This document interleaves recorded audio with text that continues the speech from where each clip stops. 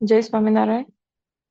શ્રીજી મહારાજ બાપા શ્રી અનંત અનાદિ મહામુક્તો અનાદિમુક્ત પરમ પૂજ્ય શ્રી નારાયણ મામા અને અનાદિમુક્ત પરમ પૂજ્ય શ્રી લીલામા શ્રી દિવ્ય સભામાં બિરાજ સર્વે મુક્તો મારા કોટાન કોટી વંદન સતકુ ભેદપૂર્વક જય સ્વામિનારાયણ. મૃત સરિતાનું નવું પ્રકરણ છે. આજે મામા શું વાત કરે છે આપણે જોઈએ. એમાં સ્વામિનારાયણ ભગવાનની જય. આજે સમય ઘણો થયો. મહારાજની ભારે ભારે સરસ વાતો થઈ અને મૂર્તિના સુખનો બ્રહ્મ યજ્ઞ થયો. મામા હંમેશા સભા હોય ને ત્યારે છેલ્લે જ વાત કરતા. એટલે ઘણી વખત વક્તાઓ બીજા વક્તા હોય તો એને સમય લઈ લીધો હોય અને સભા પૂરો થવાનો અમુક એક સમય ફિક્સ રાખ્યો હોય. એ પછી ઘણી વખત મામાને બહુ સમય મળતો નહીં બોલવાનો એવું થતું. એટલે પછીથી એવું રાખ્યું હતું કે જો મામાને સમય ફાળવવો હોય તો બધાએ 10 મિનિટથી વિશેષ કોઈએ બોલવું નહીં. એવું એક ઓલામાં મામાએ પોતે પણ જણાવ્યું છે. એટલે કે હું પોતે પણ વધારે સમય ન લઈ શકું એમ કરીને. પણ ઘણી વખત વક્તાઓ કંઈક વાત કરવાના હોય તો કોઈ વધારે વક્તા આવી જાય. એટલે કે છે કે આજે ઘણો સમય થઈ ગયો એમ મામા, એટલે મોડું થઈ ગયું. છતાં પણ એમ કે પછી એક આ પ્રવચન નાનકડું જ છે. એટલે એમાં મામા વાત કરે છે. એટલે એ દિવસે વિષય હશે એટલે મામાને જરૂરી લાગ્યું આ વિશે વાત કરવાનું. એટલે મામા કહે છે કે હવે આ પ્રસંગે એક જ વસ્તુ કહું કે આખા વિશ્વમાં કોઈ સંસ્થાએ કે કોઈ ધર્મે જ્ઞાન ઉપર પ્રતિબંધ નથી મૂક્યો. એટલે આમાં રહસ્યાત વચનામૃતની વાત કરે છે મામા, કે એના વિશે વાત કરવાનું શરૂઆત કરતા કે કોઈ પણ દુનિયામાં કોઈ પણ સંસ્થા હોય કે કોઈ પણ ધર્મ હોય, પરોક્ષ ના હોય કે ગમે તે હોય, એને જ્ઞાન ઉપર ક્યારે પ્રતિબંધ નથી મૂક્યો. હવે પ્રતિબંધ એટલે શું કે એને તમારે વાંચવું નહીં કે એનો ઉપયોગ ન કરવો, કે ને અંગ્રેજીમાં જેને બેન કરેલું કે આને બેન કરી દીધું છે. એટલે બીજા કોઈ હવે એ પ્રતિબંધ, હવે મહારાજની વચનામૃત અને બાપાશ્રી કરેલું રહસ્યાત. એટલે મામા એક જગ્યાએ એવું બોલ્યા છે કે રહસ્યાત એટલે શું, તો કે માર્ગદર્શિકા. તો શેની માર્ગદર્શિકા, તો કે મહારાજના જે વચનો છે, મહારાજે દ્વિઅર્થી ઘણી બધી જગ્યાએ બોલ્યા હોય તો એ આપણા જેવા એક સામાન્ય માનવીને સમજ ન પડે. બાપા જેવા સમર્થ મુક્ત હોય કે પોતે મહારાજનો પોતાનો સંકલ્પ પોતે પ્રગટ થયા હોય, એ જ એ વાણીને સમજાવી શકે. અને એ આપણને બધાને ખબર છે કે જો એ રહસ્યાત ન થયું હોત તો આપણને મહારાજનું જે વચન, જે જ્ઞાન છે એ ક્યારેય સમજ ના પડ્યો. હવે એ મહારાજનું જે જ્ઞાન અને એની જે વાણી, એની જે માર્ગદર્શિકા, કારણ કે આપણને બધાને ખબર છે કે મહારાજ ઘણી વખત મુક્ત ભાવે બોલ્યા હોય ને કોઈક વખત પોતે પૂર્ણ મહારાજ રૂપે બોલ્યા હોય ને કોઈક વખત પૂર્ણ પુરુષોત્તમ નારાયણ રૂપે બોલ્યા હોય. એટલે કયા વચનામૃતમાં કયા ભાવથી બોલ્યા છે એ કોણ જાણી અને કહી શકે, તો કે જે મહારાજને સંપૂર્ણપણે જાણી શકતા હોય એ જ. એટલે એ જે માર્ગદર્શિકા છે તો એમાં મહારાજ ક્યાં શું કહેવા માંગે છે ઈ બાપાશ્રીએ આપણને સરસ રીતે એમાં સમજાવે છે.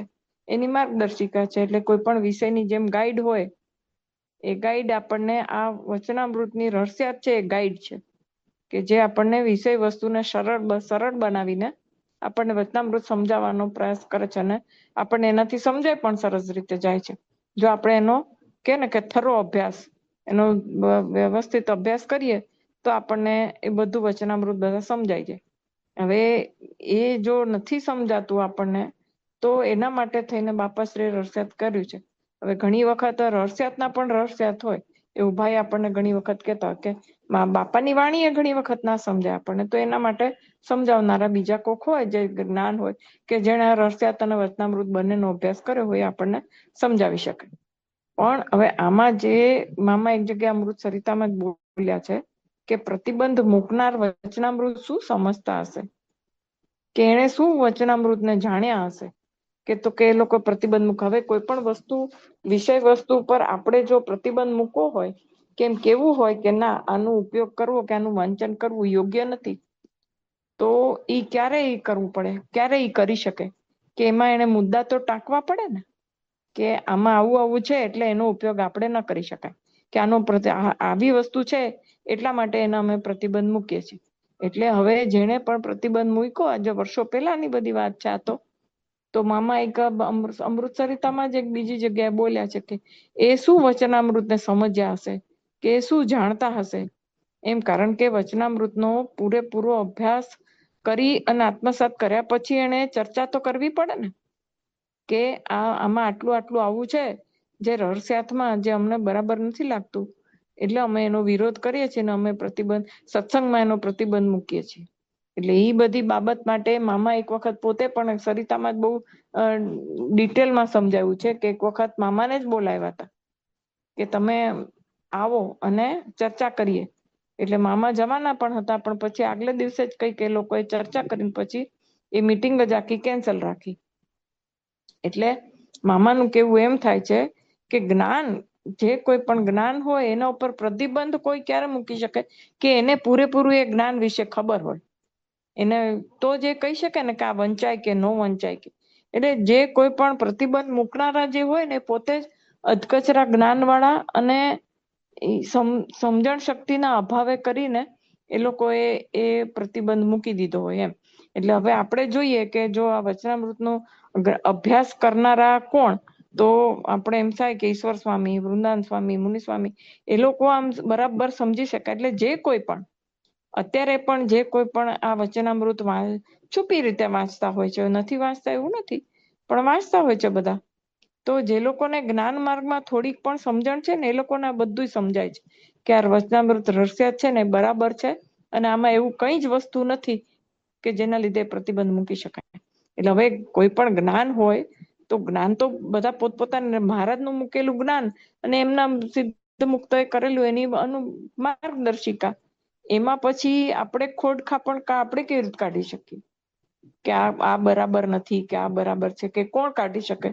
તો કે જે અનાદિ મુક્ત હોય ને, જેનો ભગવાનનો સાક્ષાત્કાર થયેલો હોય, એવા જે મુક્ત હોય એ કહી શકે કે આમાં આ બરાબર, કારણ કે એમને આત્મસાત કરેલો હોય ને ભગવાનની વાણી, તો એવા લોકોને અધિકાર છે. તો એવા તો કોઈ આપણે જોતા નથી કે જે લોકો ના પાડતા હોય કે રહસ્યાત બરાબર નથી. તો જે લોકો બરાબર કે નથી એમ બોલે છે, તો મામા એક જગ્યાએ સરિતામાં એવું કીધું છે કે શું એ લોકોએ અભ્યાસ કરેલો હશે બરાબર? કારણ કે શિવલાલભાઈનો દાખલો મામાએ આપેલો છે કે ખંભાતમાં, કે શિવલાલભાઈ હતા તો કે પેલા મામાએ એમણે આમ ફેંકી દીધા હતા વચનામૃત.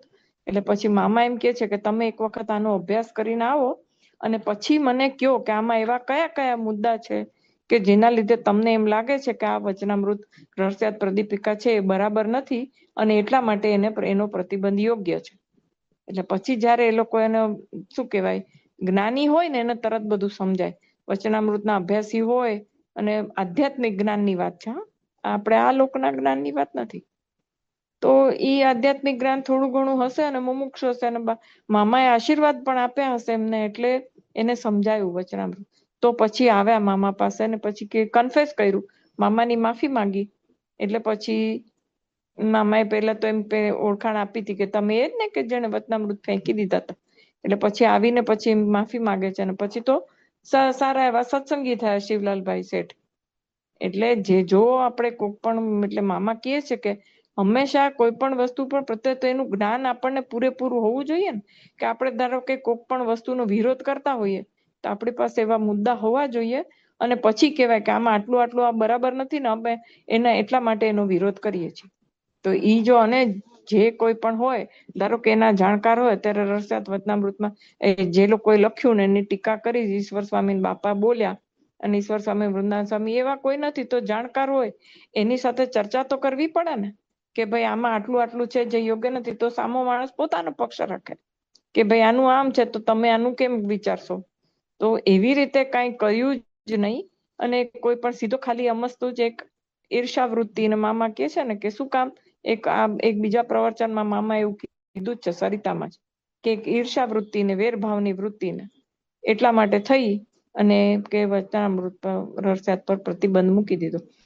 પણ એમ કે ખાલી એક આપણા સંપ્રદાયમાં જ એક એવું છે કે આ પુસ્તક પર એમ કે પ્રતિબંધ છે, બાકી આખી વિશ્વની કોઈ પણ સંસ્થા કે કોઈ પણ ધર્મ હોય ને, એ લોકોએ પોતાના આવી રીતે જે રહસ્યાત કે ટીકાઓ જેને કોઈ પણ લખી હોય, કોઈએ આવું કર્યું નથી. મામા એમ કે છે, કારણ કે જ્ઞાન સમજવાની રીત બધાની અલગ અલગ હોય અને બધા પોતે રજૂઆત કરે, બધાને એમ થાય કે હું આવી રીતે સમજુ છું, તો જો એ બીજા લોકોને ઉપયોગી થતું હોય તો એમાં ખોટું શું છે, એમ કરીને એ પોતાનું જ્ઞાન પુસ્તક રૂપે બહાર પાડે.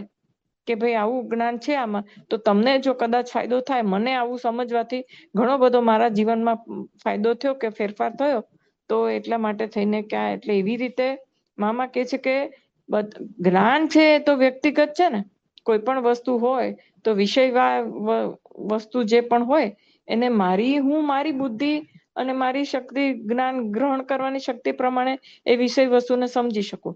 કોઈ બીજા હોય તો એ હવે નાનું બાળક હોય તો સ્વાભાવિક છે કે એની સમજણ શક્તિનો ઓછો ઓલો હોય, એટલે એ જુદી રીતે સમજે એને, તો એ જુદી રીતે એને વ્યક્ત કરે. કોઈક બીજો હોય તો એ થોડું વધારે રીતે વ્યક્ત કરી શકે. કોઈક એકદમ વધારે બુદ્ધિશાળી હોય તો એક શબ્દના એને કેટલાય મિનિંગ ખબર હોય, અર્થ ખબર હોય. ડિક્શનરીમાં આપણે નાની એવી ડિક્શનરી લઈએ તો એક શબ્દમાં ખાલી એકાદ એનો અર્થ આપેલો હોય. મોટી ડિક્શનરી લઈએ તો વધારે. ભગવત ગોમંડળ જેવી મોટી ડિક્શનરી લઈએ તો એક શબ્દના કેટલાય અર્થ આપેલા હોય. હવે એ કયા અહીંયા જે રહસ્યાત્મા બાપાએ જે શબ્દ મૂક્યા હોય, તેમ કે એ ભગવત ગોમંડળમાંથી એક શબ્દમાં કેટલાય અર્થ છે, એક એમાંથી આમાં આપણે કયો અર્થ સમજવો, એ જે બુદ્ધિશાળી હોય એને તરત ખબર પડી જાય, કારણ કે એને એ શબ્દના બધાય અર્થની ખબર હોય. એટલે એને એમ લાગે કે આ જે અહીંયા એક શબ્દ બોલ્યા છે બાપા, એ શબ્દના આટલા અર્થ છે, એમાંથી આ અર્થ વાળો શબ્દનો મિનિંગ અહીંયા આવો થાય છે એવું. એટલે એમ કે જ્ઞાન ઉપર એ બધાનું વ્યક્તિગત છે ને, કે કોકને આ એક વિચાર ગમ્યો તો કોકને બીજો વિચાર ગમ્યો, અને એને એ રીતે પોતાનું જીવન જીવવાનું આગળ રીતે શરૂ કર્યું. તો પણ એમ કે એટલે એમાં તમે પ્રતિબંધ કઈ રીતે મૂકી શકો?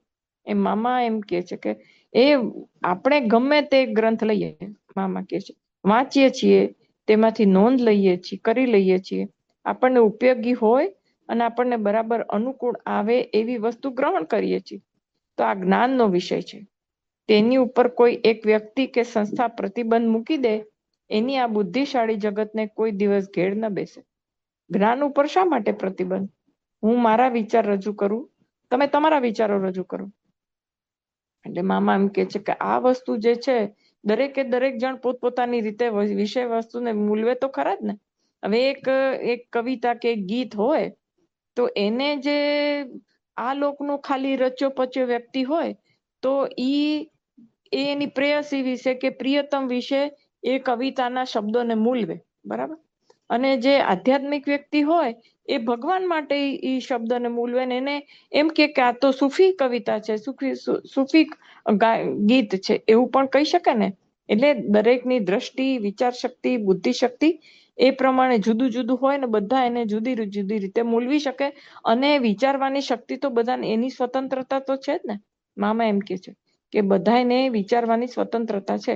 ધારો કે કોક આપણને એમ કહી દે કે તમે આવી પ્રકારનું નહીં વિચારતા, તો એને શું ખબર પડે છે આપણે વિચારીએ છીએ કે નથી વિચારતા? કારણ કે એ સ્વતંત્રતા આપણી પોતાની છે. એટલે એમ કે આ જે પ્રતિબંધ મૂકી દીધો, એમ કે એ વ્યક્તિગત રીતે એમ કે અત્યારના જે વૈજ્ઞાનિક જે જીવન છે એમાં અત્યારની જનરેશન જો વાંચીને પછી પૂછે કે શું કામ પ્રતિબંધ મૂક્યો, તો એના મુદ્દા જ નહીં હોય એ લોકો પાસે. એટલે કે કોઈને આ વસ્તુની ઘેડ જ નહીં બેસે કે આવું કર્યું શું કામ એમ. એટલે કે અત્યારના જે જમાનો છે એમાં બુદ્ધિશાળી એ લોકોને કોઈ દિવસ સમજ જ નહીં પડે, કારણ કે અત્યારની જે જનરેશન છે ને એને તમે કન્વિન્સિંગ આન્સર ના આપો ને, જવાબ ના આપો, તો એ લોકો કોઈ વાત આપણી માને નહીં. હવે જેમ કે એક સામાન્ય જ વસ્તુ છે કે આપણે ડુંગળી લસણ શું કામ નહીં ખાવાના, બસ નહીં ખાવાના, શિક્ષાપત્રીમાં ભગવાને ના લખી છે, ખાલી એવા જવાબ આપો ને તો કોઈ દિવસ અત્યારની પ્રજા માનશે નહીં. પણ એને સાયન્ટિફિક રીતે સમજાવવું પડે ને, એને જવાબ આપવા પડે કે આપણે ડુંગળી લસણ, તો તરત જ માની જાય છે લોકો કે હા ઓકે આ વાત બરાબર છે. એમ આ વચનામૃત પ્રતિબંધ છે એમાં આપણે મામાએ જે કાંઈ પણ બાપાશ્રીએ સમજાવ્યું છે અને મામા જે કાંઈ પણ એનું વિવરણ કરે છે, એમાં મામા એમ જ કહેવા માંગે છે કે હવે આપણે વચનામૃત રહસ્યાત સમજાવીએ, મામા સમજાવે ને ભાઈ સમજાવે, બધામાં ફરક તો પડે જ ને. અનુભવી વ્યક્તિ હોય એ વચનામૃત સમજાવે અને આપણે વાચ્યાર્થ વાળા સમજાવીએ તો ફરક તો પડે જ. તો એમ જે કાંઈ પણ છે, એટલે એમ કે જેને પણ એક ખોટી વસ્તુ છે, અત્યારે પણ આપણને ઘણા ખબર પડતી હોય છે કે ઘણા લોકો એનું જો પ્રવચન આપણે સાંભળીએ તો ખબર પડે છે કે આ મહારાજનું વચનામૃતના બાપાશ્રીનું રહસ્યાતમાંથી આ એ લોકો સમજાવે છે. કારણ કે એવી સમજાવટ બીજા કોઈએ કરી જ નથી અને એટલું સ્પષ્ટ રીતે બધું સમજાવ્યું છે. એટલે કે મામા કે બધાનું વ્યક્તિગત વિચાર હોય અને જેને જેમાં સમજણ પડે એ રીતે એને વિષય વસ્તુને સમજવાનો પ્રયત્ન કરે. એમાં તમે ના શું કામ પાડી દેવાની એમ, એટલો બધો વિરોધ શું કામ? એટલે કે પછી મામા એમ કે છે કે ગીતા ઉપર હજારો ટીકાઓ લખાય છે, તેની પર કોઈએ પ્રતિબંધ નથી મૂક્યો. કોઈક અંગ્રેજોએ ગીતાને જુદી રીતે પણ રજૂ કરી છે, તો પણ આપણે પ્રતિબંધ મૂક્યો નથી. એટલે હજારો કહેવાય છે કે ગીતા ઉપર બધાએ પોતપોતાની રીતે એને મૂલવી છે ગીતાને, અને પોતાની રીતે એને સમજીને એના પુસ્તક રૂપે એને બારે પાડ્યું છે ટીકાઓ. કોઈ એમ કે તે લોકોના પંથવાળા તો કોઈ એમ પ્રતિબંધ ક્યારે મૂક્યો નથી કે કોક અંગ્રેજે તો ગીતાની ટીકા એમ કે એને શું કહેવાય કે જુદી રીતે મૂલવી છે, એટલે કે એને ટીકા કરી છે એની કે બરાબર નથી આ એમ, તોય એની પુસ્તકે બહાર પડી છે તોય એનો પ્રતિબંધ નથી કે આને તો ભગવાન કૃષ્ણ ભગવાનને હાવ જુદી રીતે જોયા અને જુદી રીતે જાણ્યા, તોય પ્રતિબંધ નથી મૂક્યો કે તમે ખોટી વસ્તુ છે. હા, એ કદાચ ખોટી પણ હોય, એને ખોટી રીતે જોઈ હોય, આધ્યાત્મિક રીતે ન પણ જોયું હોય એને, છતાં પણ એમ કે છતાં પણ એ પુસ્તક રૂપે બહાર છે, કોઈએ એના પર પ્રતિબંધ નથી મૂક્યો. પણ કે આપણે અહીંયા એટલે આમ જોવા જઈએ તો આપણા સંપ્રદાયના વ્યક્તિઓ થોડા સંકુચિત કહેવાય. આગે એક લેક્ચરમાં મામા એવું કીધું છે કે થોડી વિશાળ દ્રષ્ટિ નહીં, થોડી બુદ્ધિપૂર્વકથી વિચારવાનું જ નહીં, કઈ સમજવાનો પ્રયત્ન જ નહીં કરવાનો કે આમાં શું છે ને શું નહીં, બસ આમ કીધું એટલે કીધું, અને એના પછી જે પાછળ વાળા છે આગે સે ચલી આ રહી હૈ, આમાં પ્રતિબંધ, એટલે કોઈ જોવા જાણવાની કે વાંચવાની કે સમજવાનો કોઈ પ્રયત્ન જ નથી કરતું, અને બસ ચાલ્યું આવે છે તો ચાલ્યું આવે છે એમ. એમાં પછી એક વખત એક જગ્યાએ તો એવું પણ બોલ્યા છે કે આ પ્રતિબંધ એટલે શું, ફુગ્ગાની જેમ ફૂટી જવાનો છે, અને અત્યારે ફૂટી જ ગયો છે, લગભગ બધા વાંચતા થઈ ગયા છે એમ. એટલે જોવાનું ઈ કે તો જ્ઞાન ઉપર પ્રતિબંધ તમે મૂકવા જાવ ને તો પછી ઉલટાનું બધાને એમ થાય કે આમાં છે શું કે આ લોકો ના પાડે છે, એમ કરીને પણ બધા વાંચે. પણ તમે એને માનનારા હોય એ લોકો ના વાંચે, એવું બને કે હા ભાઈ આણે ના પાડી છે. આંધળો વિશ્વાસ કોઈ કરતું હોય તો પણ શું કામ ના પાડી છે એવો એક પ્રશ્ન તો થવો જોઈએ ને. હંમેશા જ્યારે પણ આપણે જ્ઞાન કઈ પણ કરતા હોઈએ તો કોકની વાત હંમેશા આંધળી રીતે માની ના લેવાની હોય ને, એને પ્રશ્ન પૂછવાનો હોય કે આમ શું કામ, તમે જે આ કયો છો એ છે શું કામ, આમ જ મારે શું કામ કરવાનું. ધારો કે આપણને કોક એમ કે બધા આપણે શાસ્ત્રોમાં બધે લખ્યું છે કે ધ્યાન કરવા માટે બ્રહ્મ મુહૂર્તમાં ઉઠવાનું, તો શું કામ ઉઠવાનું, હું મોડા ધ્યાન કરું તો મને શું ગેરફાયદો થાય કે શું ફાયદો ન થાય, તો એને બ્રહ્મ મુહૂર્તમાં ઉઠું તો શું ફાયદો થાય, એવું એનું પછી આપણે એનો જવાબ તો આપણી પાસે હોવો જોઈએ ને કે ભાઈ આમ ધ્યાન કર, બ્રહ્મ મુહૂર્તમાં ધ્યાન કરવાથી મનને શાંતિ મળે, કે ધ્યાન ઝડપથી થાય, કે વૃત્તિ એમાં વધારે રહે, કે જે કાંઈ પણ હોય એમ આપણી પાસે એનો જવાબ હોવો જોઈએ. તો ઈ વચનામૃતમાં ના બધા પ્રશ્નોના જવાબ બાપાશ્રી રહસ્યાર્થમાં આપેલા છે. તો એટલી વિશાળ દ્રષ્ટિ નહીં કે આપણે ઈ વસ્તુને જે સારામાં સારું છે અને વિશ્વમાં એવું કોઈએ કર્યું નથી મામા કે છે, તો પછી આપણે એ પ્રતિબંધને હટાવીને એનો જ્ઞાનનો ઉપયોગ ના કરી લેવો જોઈએ.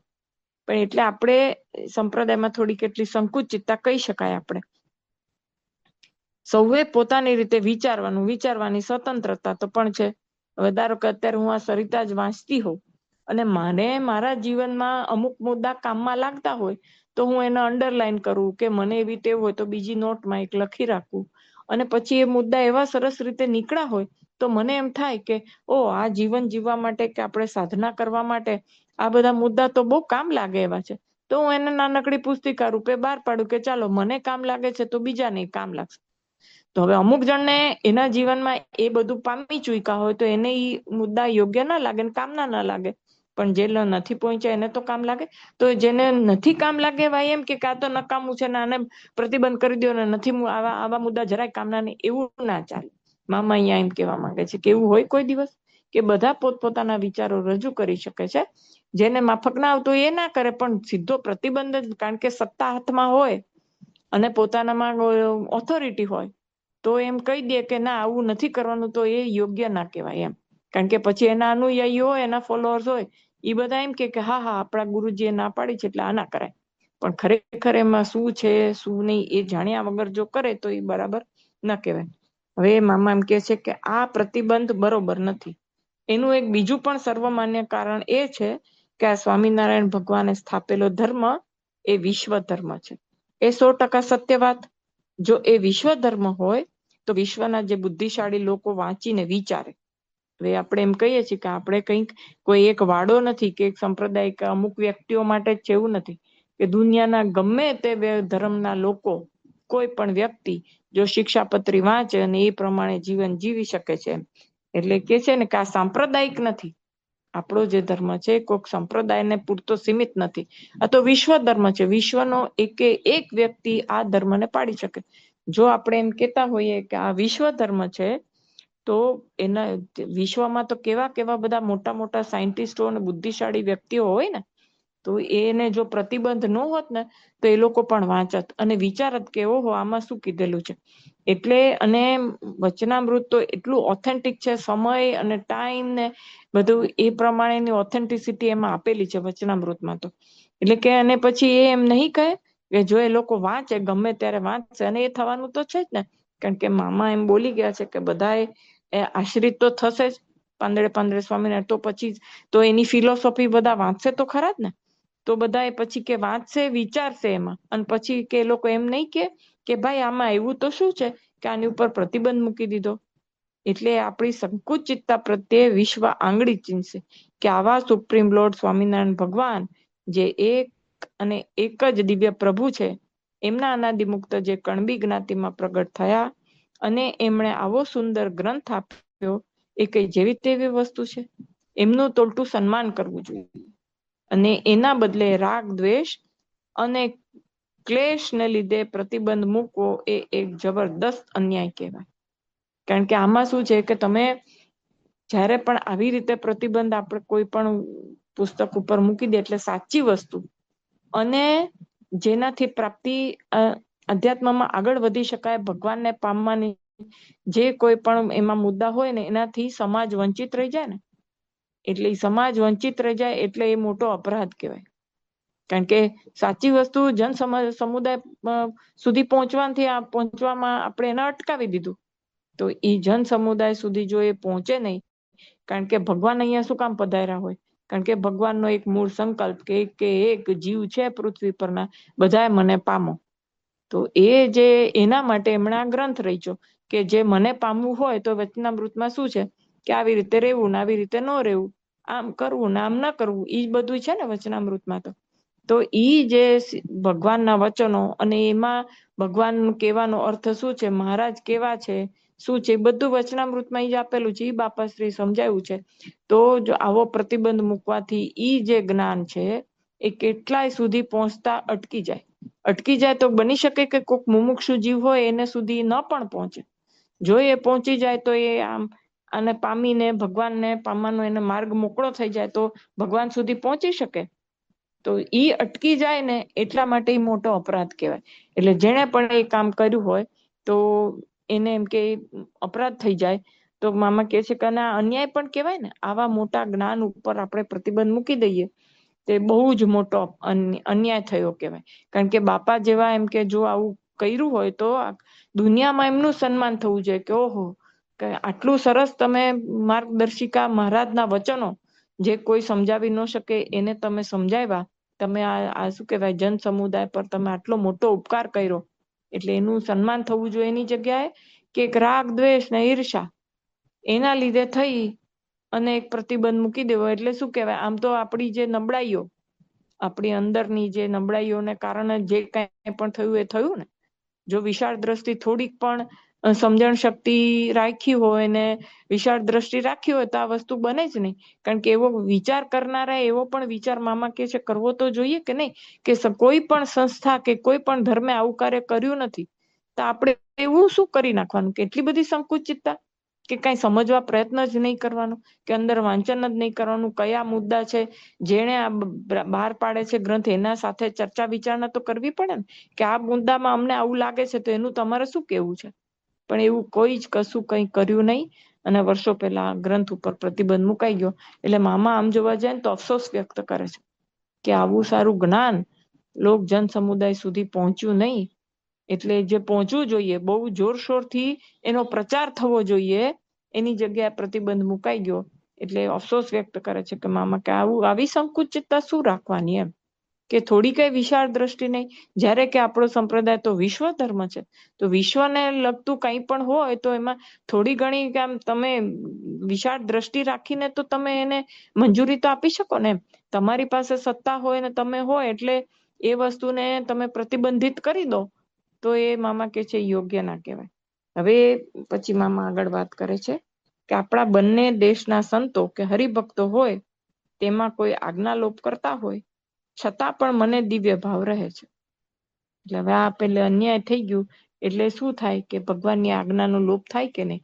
આમ એના વિષય નવો છે પણ એના અનુસંધાનમાં જ મામા વાત કરે છે, એમ આપણે સમજીને આગળ ચાલવાનું છે કે પ્રતિબંધને અનુસંધાનમાં જ. ધારો કે એમ કે આ બધું થયું તો કે આજ્ઞાલોપ એમ કે હું કરતો તોય મને કે જેણે જેણે આ બધું કર્યું છે ને છતાં પણ કે મને એના પ્રત્યે દિવ્ય ભાવ રહે છે કે જે સ્વામિનારાયણ ભગવાનનું નામ લેતા હોય તેના તરફ કોઈ દિવસ તિરસ્કાર ન થાય.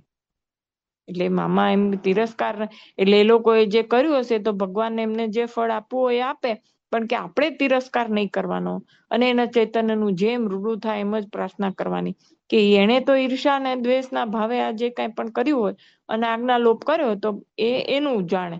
આપણે પણ એને કારણ કે સ્વામિનારાયણ ભગવાનનું નામ લે છે અને સ્વામિનારાયણ ભગવાનને એટલે આપણે એના પ્રત્યે દિવ્ય ભાવ જ રાખવાનો, એવું મામા અહીંયા પોતાના મિશે કરીને આપણને સમજાવે છે કે ભવિષ્યમાં તમારે પણ જો આવું કંઈક થાય તો જે વ્યક્તિ કંઈ પણ આવું કરતી હોય એના પ્રત્યે રાગ દ્વેષ ભાવ નહીં રાખવાનો અને એના પ્રત્યે દયા ભાવ રાખીને એને દિવ્ય ભાવ રાખવાનો કે ભગવાનનું નામ તો લે છે ને, નામ લેતા હોય તેના તરફ કોઈ દિવસ તિરસ્કાર ન થાય, બીજા કોઈ તરફ પણ ન થાય. ધારો કે નામ નથી લેતા તો એમ કે ચૈતન્ય તો શુદ્ધ જ છે, આજે નહીં તો કાલે સ્વામિનારાયણ ભગવાનને તો ઓળખવાના જ છે. એટલે કોઈ એના ઉપર નહીં કોઈ બીજા ઉપર નહીં કે તિરસ્કાર ને એવું બધું શું કામ કરવાનું એમ. આપણને તિરસ્કાર શેના તરફ થાય? હવે તિરસ્કાર કરવો ખરો પણ શેના પર કરવાનો છે એ મામા અહીંયા આપણને શીખવાડે છે કે એ તો આવો છે ને તેવો છે ને એમ નિંદા રસમાં નહીં જતું રહેવાનું, પણ આપણને શેના પ્રત્યે તિરસ્કાર થાય તો કે આજ્ઞાલોપ તરફ થાય કે જે ભગવાનની આજ્ઞા છે કે આ મારું જ્ઞાન ચારે તરફ ફેલાવો અને એના પર જે પ્રતિબંધ મુકાઈ ગયો એના લીધે એને જે આજ્ઞાલોપ થઈ ને એનાથી એ આજ્ઞાલોપ પ્રત્યે આપણને તિરસ્કાર થવો જોઈએ કે જો ને એને આવી આજ્ઞાલોપ કરી નાખી એમ. પણ એ આજ્ઞાલોપ દૂર થાય એટલે મહામુક્ત બની જાય કે બીજું કાંઈ, કારણ કે ચૈતન્ય તો કંઈ ખરાબ થતો નથી, શુદ્ધ થતો નથી, એ તો એવો જ છે ને, જેમ છે એમ જ છે ચૈતન્ય તો. એટલે ચૈતન્યમાં એવું કાંઈ નથી. આ એના અવગુણ ને જે બધું સ્વભાવ ને એની પ્રકૃતિને કારણે આવું એને કરી નાખ્યું હોય તો ભગવાનની આજ્ઞાનો લોપ થયો. તો આજ્ઞાનો લોપ એને કર્યો એ આજ્ઞા લોપનો જ આપણને તિરસ્કાર થવો જોઈએ.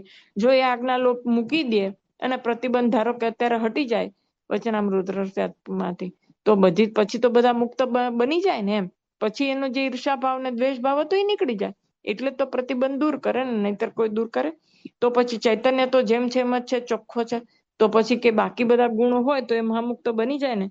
ચૈતન્ય તો સરસ છે, આજ્ઞાલોપ રૂપે રહેલો આવરણો હટી જાય તો કેટલા મહાન સંત બની જાય. એટલે કે આજ્ઞાલોપ રૂપે એ લોકો પર આવરણ ચડી ગયા છે, એ આવરણને એ લોકો જો કાઢી નાખે તો પછી એ મહાન સંતો બની જાય. એટલે મામા એમ કે છે કે મને એ ચૈતન્ય ઉપર ક્યારે પણ તિરસ્કાર આવતો જ નથી. એ જે તિરસ્કાર મને શેના પ્રત્યે આવે છે તો કે એ લોકોએ જે આજ્ઞાલોપ કર્યો છે ને એના પ્રત્યે તિરસ્કાર આવે છે. અને ધારો કે કોઈ સત્સંગી ના હોય ને તો કોઈ બીજા ઉપર મને એમ કે તિરસ્કાર આવતો નથી, મને બધામાં દિવ્ય ભાવ જ દેખાય છે. હું દિવ્ય રૂપે દરેક ચૈતન્યને જોઉં. એટલે મામા અહીંયા આપણને એવું શીખવાડે છે કે કોઈ તમારા વિશે ખરાબ બોલે કે કાંઈ પણ કરે તો એના વિશે દિવ્ય ભાવ રાખો કે હા એ ભગવાનના જે આપણે તો શું છીએ, આપણે તો કાંઈ નથી, પણ એમ કે જ્ઞાન વાર્તા ઉપર બી કંઈક કરતું હોય તો એના વિશે આપણે તિરસ્કાર કરવાનો. એ ચૈતન્યનું તો ભગવાન રક્ષા કરે એની એવી પ્રાર્થના પણ કરવાની. આપણે બંને દેશમાં સત્સંગ કેટલો શોભી ઉઠે જો આવું એ લોકો કરે કે વિશાળ દ્રષ્ટિ રાખીને પ્રતિબંધ હટાવી દે અને બધા આ જ્ઞાન પ્રમાણે જ્ઞાન પ્રચાર કરે તો કે બેઉ જે છે ગાદી એમાં સત્સંગ કેવો શોભી ઉઠે. કારણ કે એમાં વચનામૃતમાં મારા બાપાશ્રી જે રહસ્ય કર્યું છે એમાં છેક છેવટ સુધીની વાત છે બધી કે મહારાજને કેવી રીતે પામવા ને શું કરવું, આપણા અંતઃશત્રુઓને કેવી રીતે ટાળવા ને મહારાજનો મહિમા, મહારાજ કેવા પૂર્ણ પુરુષોત્તમ નારાયણ છે, એની કેટલી કેટેગરી પછી છે, હાઈએસ્ટ કેટેગરી કેવી છે અને વચમાં શું શું છે, એકો એક નોલેજ એની અંદર છે. તો જો એ નોલેજ કેવી રીતે સમજવું એ બાપાનું રસિયાત વાંચીને જો સમજી જાય તો પછી કેવું એમ કે સત્સંગ શોભી ઉઠે ને, તો એવું જ્ઞાન તો પછી ક્યાંય નથી દુનિયામાં.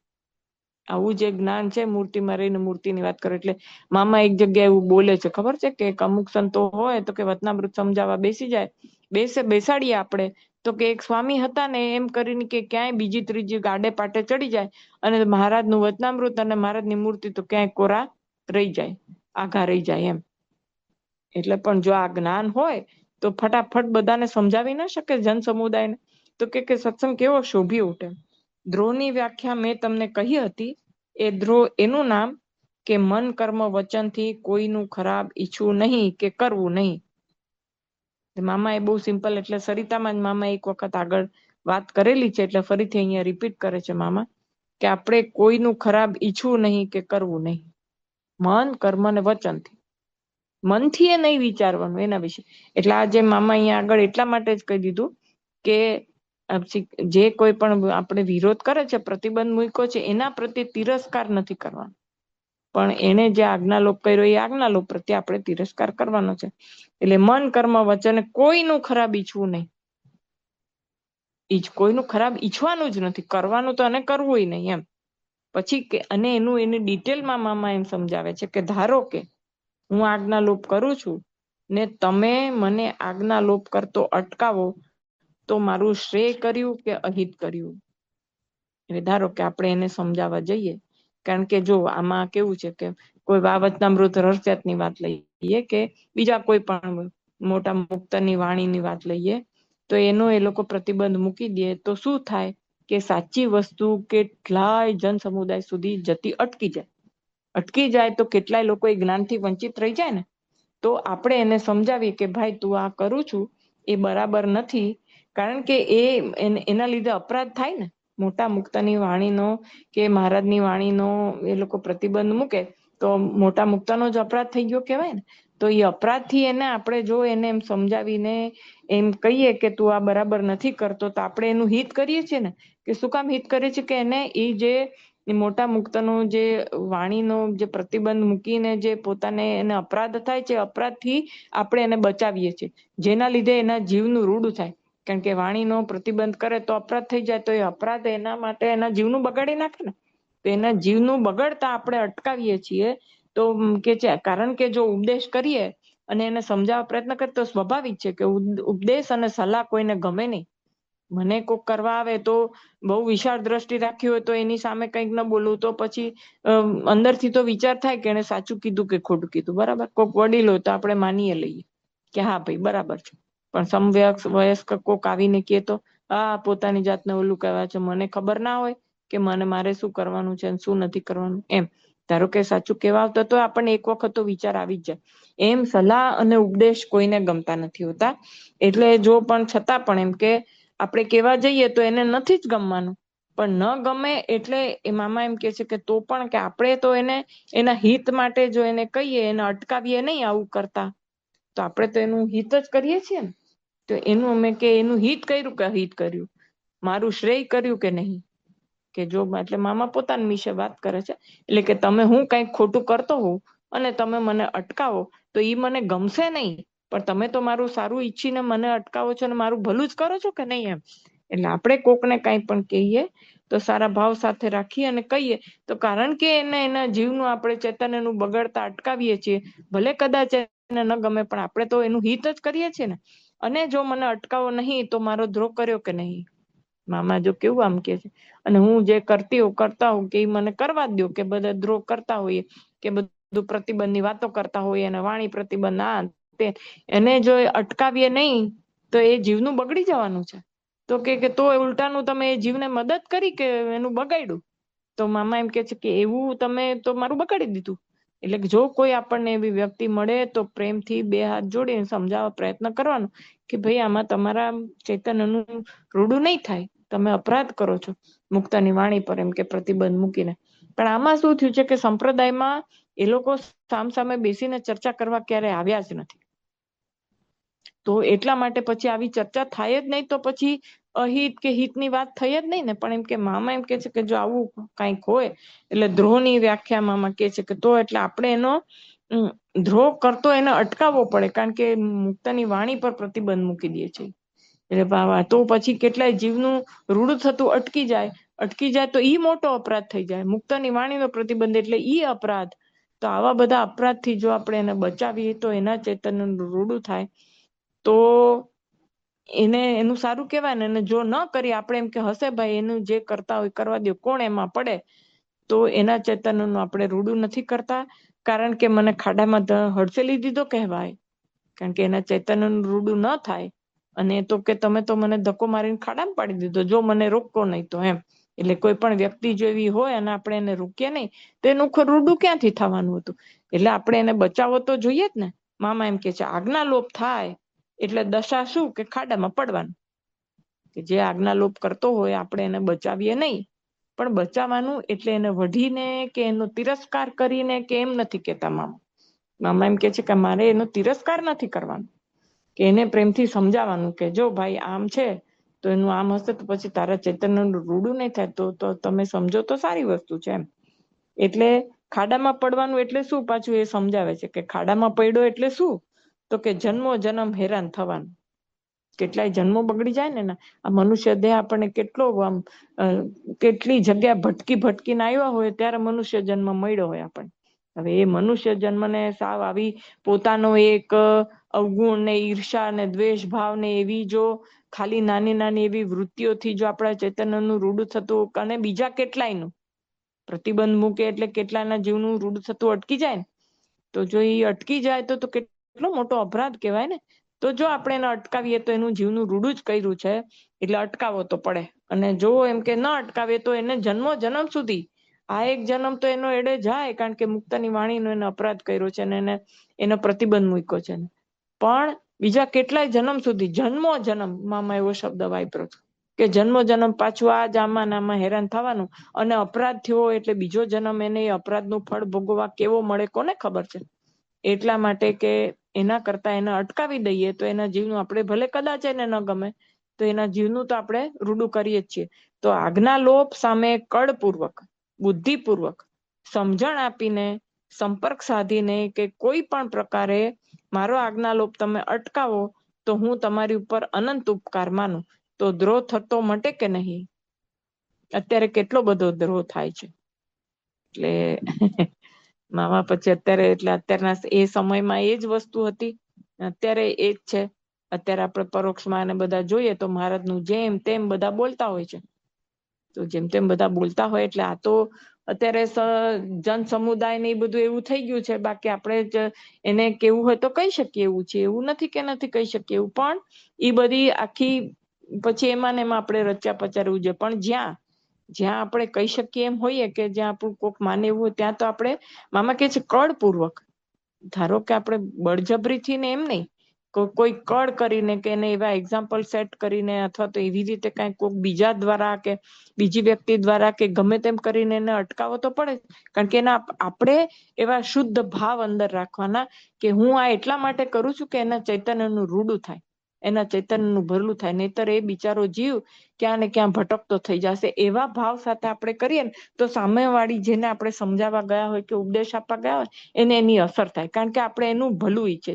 પણ હવે આપણે પણ સામે આવીને બોલવાની રીતે એમ કડક થઈને કહીએ તો એ સામા વ્યક્તિને એની અસર એ ના થાય ને એને ઉલટાનો આપણો દ્વેષ થઈ જાય કે જોન મોટા થઈ ગયા છે તો મને ઉપદેશ કરવા આવી ગયા, એવું એને એવી ફિલિંગ આવે કે પોતે પોતાની જાતને શું સમજતા હશે તો મને ઉપદેશ કરવા આવી ગયા, મને ખબર નહીં હોય સાચું શું છે ને ખોટું શું છે. એમ ઉલટાનો આપણો દ્વેષ ભાવ આવે. એટલે મામા એમ કે છે કે સમજણપૂર્વક, બુદ્ધિપૂર્વક કેવી રીતે આ વ્યક્તિને કેવાથી સમજશે એવું બધું આપણે કળ કરવાની, બુદ્ધિ વાપરવાની ને સમજણ, અને એને સમજણ આપવાની કે અમે આ શું કામ ના પાડીએ છીએ તમને, એટલા માટે. એમ કરીને એને આજ્ઞાલોપ કરતા અટકાવવાનું, ગમે તેમ કરીને અટકાવવાનું. તો પછી એના જીવનું રૂડું થાય કે નહીં. કોઈક બીજા થ્રુ સંપર્ક સાધીને પણ કહી શકાય આપણે. કોઈ પણ પ્રકારે, ગમે તે પ્રકારે આપણે એ આજ્ઞાલોપ થતો પણ એવા શુદ્ધ ભાવ સાથે, એની સાથે ઈર્ષા કરીને કે હાવ નકામા છે કે એવું નહીં, એના ચૈતન્યનું રૂડું થાય એટલા માટે. પણ પછી આપણે ખીજમાં હવે ભાઈ તારા ચૈતન્યનું રૂડું થાય છે એટલા માટે કહું છું, કરવું હોય તો કર, नको એવું નહીં. એને સમજણપૂર્વક આપણે અંદર હૃદયના ખરા ભાવથી અને અંદર હૃદયમાં સાચો ભાવ રાખીને કે ચૈતન્યનું રૂડું થાય એટલા માટે હે મહારાજ તમે અને મને એવી સમજ આપજો કે હું એને બરાબર સમજાવું એમ મહારાજને પ્રાર્થના કરીને પછી કહીએ ને તો સામા માણસને એટલી અસર થાય. મામા કે છે કે અત્યારે પણ કેટલો બધો કે ધ્રુવ છે બધે થયા જ કરે છે ને બધા અત્યારે. એ સમય મામા ક્યારે બોલ્યા હશે આ લેક્ચર તો ખબર નથી, પણ અત્યારે ઈ જ વસ્તુ થાય છે ને. જરાક કોકને કઈક મુદ્દો મળવો જોઈએ એટલે તરત જ બધા એ ખરાબ બોલવા જ મંડે છે. એટલે એ બધું મહારાજનું ને મુક્તનું ખરાબ બોલવું તો એ તો આજ્ઞાલોપ થઈ ગયો ને, અપરાધ કહેવાય. એટલે પોતાનો અથવા પારકો દ્રોહ ન કરવો એમ ભગવાન કહે છે. એટલે ભગવાન એમ આપણો દ્રોહ એ નહીં કરવાનો, એટલે આપણે કોકનું ખરાબ નહીં બોલવાનું અને બીજાને બોલવા નહીં દેવાનું. વચનામૃતમાં મહારાજે 2/3 ભાગમાં દ્રોહ ન કરવા ઉપર લખેલું છે. 2/3 ભગવાન 2/3 વચનામૃતમાં દ્રોહ ન કરવા ઉપર જ મહારાજે કેટલા બધા વચનામૃત લખ્યા છે એમ મામા કહે છે. કારણ કે આ દ્રોહ થી શું થાય છે કે ચૈતન્યનું બગડી જાય છે ને. પેલું ધારો કે આપણે થોડું ઘણું કંઈક કર્મ કર્યું હોય એવું તો એનાથી આપણે બચી જઈ શકીએ કે પ્રાયશ્ચિત કરીએ તો એમાંથી આપણને છુટકારો મળે. પણ હવે બધે મુક્તની વાણી પર ને એના પર પ્રતિબંધ મૂકે તો ચૈતન્યનું અહિત જ થઈ જાય ને એમ. એટલા માટે એ રોકવું જરૂરી છે, એના ભલા માટે થઈને. એટલે એમ કે ઈ મોટો અપરાધ એને કરતા આપણે અટકાવીએ. કારણ એટલા માટે જ ભગવાને 2/3 વાતમાં દ્રોહ ન કરવા વિશે કીધું છે. મામા એમ કે છે કારણ કે એ વસ્તુ બહુ અગત્યની છે અને બહુ જરૂરી છે કે દ્રોહ ન થવો જોઈએ. એટલે મામા એમ કે છે કે તો આ દ્રોહ તો થાય છે. એ કે પ્રતિબંધ મૂકી દીધો એટલે મામા મહારાજ અને મુક્તાની વાણી પર પ્રતિબંધ તો મૂક્યો એટલે દ્રોહ તો થયો કે નહીં એ તો કોઈ જોતા નથી. દ્રોહ શું છે એ સમજે ને દ્રોહ કરે. હવે પોતે કઈ સમજતા ન હોય કે એક્ઝેક્ટ દ્રોહ એટલે શું, અને બીજાને શું કે આ પુસ્તક વાંચશો તો તમે મહારાજના દ્રોહી થઈ જશો, મહારાજનો દ્રોહ કરશો. એટલે મામા એમ જરા ખીજમાં એમ કે છે કે દ્રોહ શું છે એ સમજતા જ નથી પોતે. અને પછી કયા રાખે છે કે આમ કરશો તો તમે દ્રોહી થઈ જશો, તમારા જીવનું બગડી જશે. પણ ભાઈ તમે જ દ્રોહ કરો છો. પણ તમે પેલા તો દ્રોહ કરતો અટકો, પછી બીજાને સલાહ આપો. એટલે આ પોતે તો દ્રોહ કરે છે અને બીજા કેટલાય ને એ દ્રોહમાં નાખે છે પાછા. કે આમ નહીં વાંચવાનું ને આમ નહીં કરવાનું ને એમ કરી. એટલે ઘણી વાર આ સ્ટાન્ડર્ડ ડેફિનેશન આપું છું કે દ્રોહ એટલે મન, કર્મ, વચને કોઈનું ખરાબ કરવું કે ઈચ્છવું એનું નામ દ્રોહ. આપણે ઈચ્છીએ કે ભલે ને જેમ કરતો એમ આપણે જો ઈચ્છીએ અને આપણે કરવા દઈએ અને આપણે પોતે કરીએ તો એને આપણે દ્રોહ કર્યો કહેવાય. એ દ્રોહ કહેવાય, એ ટળવો જ જોઈએ. આવો જે કોઈ પણ મુક્તની વાણી પર કે મહારાજની વાણી પર પ્રતિબંધ હોય અને એના લીધે એના જીવનું કે બધાને કેટલાયને પાછા રોકતા હોય ને એવી ટાઈપનો જે દ્રોહ હોય એ દ્રોહ તો ટળવો જ જોઈએ. મામા એમ કે છે કે એકવાર શ્રીજી મહારાજે સુકમુનિ પાસે એક ગ્રંથ લખાવ્યો. હવે એ દ્રોહ મહારાજ માને આપણને કેટલો વિશ્વાસ અને કેવી શ્રદ્ધા હોય તો આપણે આ વસ્તુ હિંમતભેર બીજાને કહી શકીએ. આપણને મહારાજ વિશે અને મહારાજના મુક્તના વચન ઉપર હવે જે આપણે કઈ પણ હવે મહારાજ બાપાએ રસિયાત કર્યું એ રસિયાતમાં જો આપણને જ વિશ્વાસ ન હોય ને તો આપણે કોઈને એ સમજાવી ન શકીએ. એટલે સૌથી પહેલા તો એ વાણીમાં આપણને સંપૂર્ણપણે વિશ્વાસ હોવો જોઈએ અને શ્રદ્ધા હોવી જોઈએ. તો પછી મામા એના માટે એક એક્ઝામ્પલ આપે છે અને શું કે છે કે એકવાર શ્રીજી મહારાજે શુકમુનિ પાસે એક ગ્રંથ લખાવ્યો. મહારાજના એ જબરદસ્ત લૈયા અને મંત્રી હતા. આ લોકમાં કંઈક કામ કરાવવું હોય તો શુકમુનિ, જે કાંઈ લખાવવું હોય તો એ શુકમુનિ પાસે લખાવતા. તો સુકમુનિ પાસે ગ્રંથ લખાવીને મહારાજ કહે વાંચો. પછી સુકમુનિ અને નિત્યાનંદ સ્વામી બેઠા હતા. બે બેઠા હતા ત્યારે પછી ગ્રંથ વાંચી લીધા પછી મહારાજ કહે સ્વામી આ ગ્રંથ બરોબર હજી સારો નથી થયો. એમ કહી બધા પાના એક પાણીનો ઘડો પડ્યો હતો એમાં જબોડી દીધા. એ વખતે તો પેલી ઈંક થી લખે ને પેલા ખડીયો હોય એમાં પેલી નીબ બોળીને લખે એટલે પાણીમાં જેવું ડુબાડે એટલે બધા અક્ષરો જતા રહે અને ખતમ થઈ જાય બધું. એટલે જબોડી દીધા, ડુબાડી દીધા. મહારાજ પોતાના મુક્ત દ્વારા એક પ્રસંગ ઉભો કરે છે. નિત્યાનંદ સ્વામી શું કહે છે ખબર છે? હવે નિત્યાનંદ સ્વામી પ્રખર જ્ઞાની અને મહારાજ જેવા લખવા માટે તો કેટલો બધો એને સંઘર્ષ કર્યો હતો. તો એને ન ખબર હોય કે આ મહારાજ સર્વોપરી છે જેમ કરે છતાં પણ એમ કે મહારાજ એમ મામા એમ કે છે કે આપણને શીખવાડવા માટે મુક્તોને મહારાજ આવા પ્રસંગો ઉભા કરે છે. એટલે પછી નિત્યાનંદ સ્વામી દ્વારા મહારાજ એવું કેવડાવે છે. એટલે નિત્યાનંદ સ્વામી શું કહે છે ખબર છે? મહારાજ પહેલેથી વિચારીને લખાવું હતું ને, આટલી બધી મહેનત કરાવી એની પાસે ને પછી પલાળી નાખ્યું, ત્યારે વિચારીને લખાવીએ ને. કારણ કે એ વખતનામાં બોલે ને લખવું ને પછી તો બહુ મહેનતનું કામ હતું ને.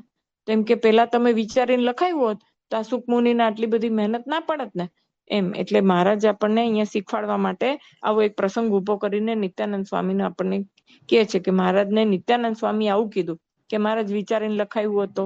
આ નિત્યાનંદ સ્વામી સુકમુનિને તો આટલી બધી મહેનત પડી. પછી મહારાજ કહે, નિત્યાનંદ સ્વામી મને તમારા જેટલી ખબર નહીં એટલે એવું થયું. એ મહારાજે જો કેવું આમ નિર્માનીપણું બતાડ્યું. નહીતર એમ ન કે તમને શું ખબર પડે, મને ખબર પડે ને, મને બરાબર ના લાગ્યું. પણ એમ ના કીધું કે તમે તો બહુ જ્ઞાની છો, તમારા જેવી મને ખબર ના પડી. એટલે કોઈને પણ આપણે કંઈક સમજાવવું હોય તો આવી કળ વાપરવી પડે. કળ વાપરીને પછી તમે સમજાવો તો સમજાય. હવે તમે તમારા આસને પધારો. પછી હવે ત્યારે હજી પધારો એમ કીધું પણ નિત્યાનંદ સ્વામી ત્યાં જ બેઠા હતા. પછી સુકમુનિ શું કહે છે? સુકમુનિને સુકમુનિનું ઉપરાણું લઈને નિત્યાનંદ સ્વામી બોલ્યા ને.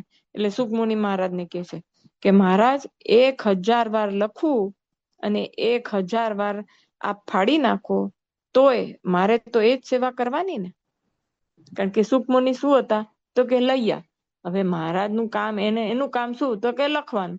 હવે એ લખીને મહારાજ સાચવીને રાખે છે કે મહારાજ ફાડીને ફેંકી દે છે, એ કે એ મારે શું જોવાનું? કેવી શ્રદ્ધા કે મારું જે કામ છે એ મારે કરવાનું. પછી એ કામનું ઉપયોગ શું થયો એની મારે કોઈ ઈચ્છા અપેક્ષા નહીં. મારું કામ લખવાનું તો મેં લખી નાખ્યું. હવે મહારાજને જે કરવું હોય એ કરે એમ.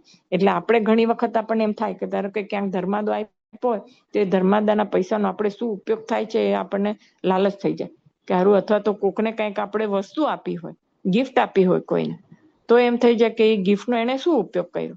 પણ એક વખત આપી દીધા પછી એટલું બધું શું વિચારવાનું? એનો જે રીતે એને ઉપયોગ લાગ્યો હોય આપણે એને આપી દીધું એમ. પણ આ તો કેવું પૂર્ણ પુરુષોત્તમ નારાયણ સમજીને એમની સેવા કરતા હતા ને. તો કે મહારાજની પાસે મારે તો મહારાજની સેવા એટલે શું? તો કે મહારાજ લખાવે એ લખવું, ઈ મારી સેવા. તો ઈ સેવા મારે તો કે તમે 1000 વખત આનું આ જ લખાવવાનું અને 1000 વખત તમે પાણીમાં ડુબાડી દો તો મારે તો શું કરવાનું છે? મારી સેવા કરવાની. તો તમે મને સોંપેલું કાર્ય એ મારી સેવા કરવાની. તો મારી સેવા આ જ છે, લખવાનું.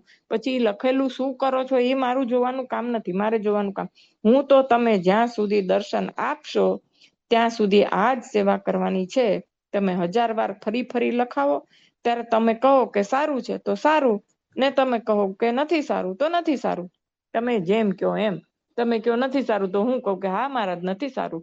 તમે કહો સારું છે તો હું કહું કે હા મહારાજ સારું છે. પણ સારું છે કહીને તમે પાણીમાં બોળી દો તોય મને ફરક નથી પડતો, અને સારું નથી એમ કહીને પાણીમાં બોળી દો તોય મારે તો સેવા તમારી શું કે લખવાનું. એમ આપણને કોઈએ કાંઈ પણ સેવા સોંપી હોય કે આપણે જીવનમાં કાંઈ પણ આપણે સેવા માનીને કાર્ય કરતા હોય પછી એના ફળની અપેક્ષા નહીં રાખવાની કે મેં આમ કર્યું તો એનું એણે આમ આવી રીતે મને વળતર આપવું જોઈએ. શું કામ? આપણે આપણું ફરજ બજાવી દીધી પછી જે થવાનું હોય તે થાય. એવું આ પ્રસંગ ઉપરથી મામા આપણને શીખવાડે છે કે ધારો કે આપણે કંઈ પણ કોકનું કામ કરી દઈએ, સેવા કરીએ, પછી અપેક્ષા નહીં કે ચાલો એને મને આમ કેવું જોઈએ કે એને મને આમ કરવું જોઈએ કે મેં એની આટલી બધી સેવા કરી. તો આપણને કોકે સેવા સોંપી છે અથવા તો આપણે આપણા મનથી સેવા કરીએ છીએ. આપણું કર્તવ્ય હતું આપણે ઈ કામ કરવાનું. કર્તવ્ય પતી ગયું પછી કર્તવ્યનો મને આવો રિવોર્ડ મળવો જોઈએ એ જરૂરી નથી. આપણે કર્તવ્ય પૂરું કરી નાખ્યું પછી કર્તવ્યને ભૂલી જવાનું. અથવા તો ભગવાનને સોંપેલું જે કોઈ પણ કામ છે આપણા જીવનમાં, વ્યવહારિક જીવનમાં કે આધ્યાત્મિક જીવનમાં જે કાંઈ પણ હોય તો એ વ્યવહારિક જીવનમાં પણ ભગવાનનું સોંપેલું કામ છે એમ સમજીને કરીએ. પછી ધારો કે ગમે તે થાય, લોકો આપણને એના વિશે કાંઈ પણ કહે કે બરાબર નહોતું, કદાચ બરાબર ન પણ હોય તો પણ કાંઈ વાંધો નહીં. ફરીથી એમ આ પ્રસંગ આપણને એટલું બધું સરસ શીખવી જાય છે કે જીવન જીવતા શીખવાડે છે કે કોઈ ગમે તે કહી જાય આપણને પણ ભગવાનનું સોંપેલું કામ છે એમ કરીને જો કરીએ આપણે તો ક્યારેય દુઃખી ન થઈએ. સુકમુનિએ હર્ષ સાથે જ કીધું કે તમે 1000 વખત લખાવાનું અને 1000 વખત જ્યારે તમે એમ કહેશો કે સારું ત્યારે હું પણ કહીશ કે સારું. જ્યારે તમે એમ કહેશો કે ખરાબ ત્યારે હું પણ કહીશ કે ખરાબ. એમ પછી મહારાજ કહે તમારો નિશ્ચય બહુ સારો છે.